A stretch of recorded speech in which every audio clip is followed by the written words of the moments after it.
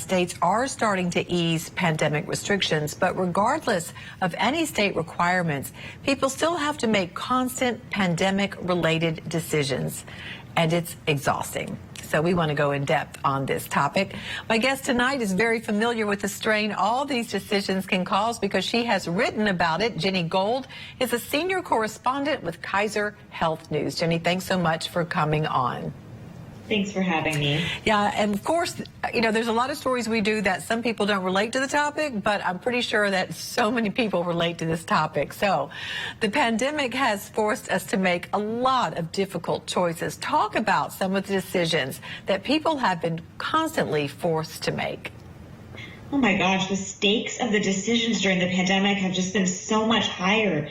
Things that we took for granted or that we never thought about before or that just felt routine now have this weight of life or death to them. Things like, can I see my elderly relatives?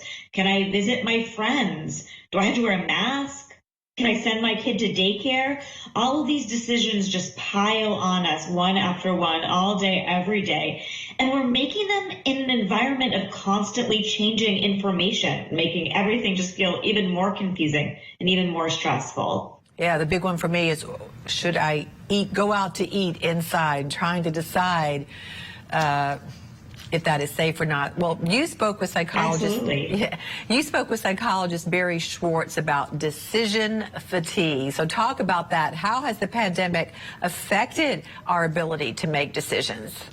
The idea of decision fatigue is basically, you know, as Americans, we think more choice is always better. Yeah. But it turns out, based on research, that the more options you give somebody, the more choices they have, well, it doesn't actually necessarily make them happier at the end once they make that decision. In fact, you know, it turns out that if you have too many options, it can be paralyzing. And when you do finally make that decision, well, you might not be as happy with it in the end because you're still thinking about the things you can't, you might have had, but you're not going to have because you didn't pick them. There's just too many options. And the pandemic has just exacerbated this so much. I mean, it's just we're in a totally different world now.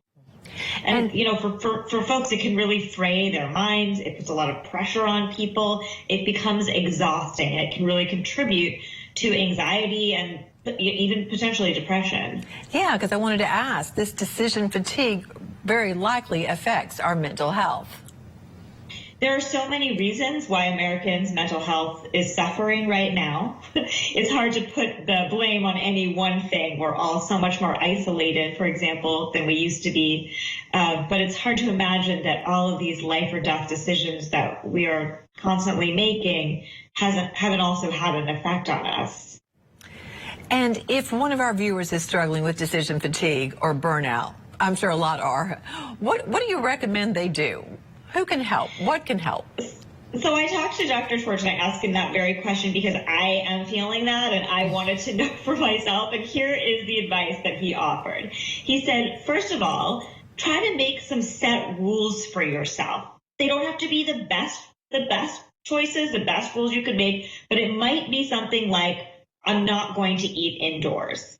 You then take a decision completely off the table. Anytime someone asks you if you want to eat indoors, you don't have to think about it. You have an answer. You might miss out on some fun opportunities. That's kind of the downside. But on the upside, you save yourself some of these decisions.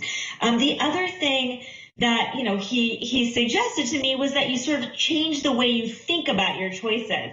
Instead of asking yourself, what is the best thing I can do? What is the best choice I can make in this situation? You kind of subtly shift that and you say, what is a good enough thing I can do? You remove some of that pressure and you just ask yourself, you know, what can I live with? And it takes some of the pressure off. And, you know, again, doesn't mean you're always going to make the best decision or that you'll know whether you made the best decision or not, but at least you might feel a little bit better. Well, when you were just giving that answer, I started to feel a little bit better. So very good advice. Very good advice. Just, yeah, stick with the plan and try not to waver too much because that just makes it worse. We really appreciate your reporting and your work on this topic. Jenny Gold for us. Thanks for being here, Jenny. Thanks for having me.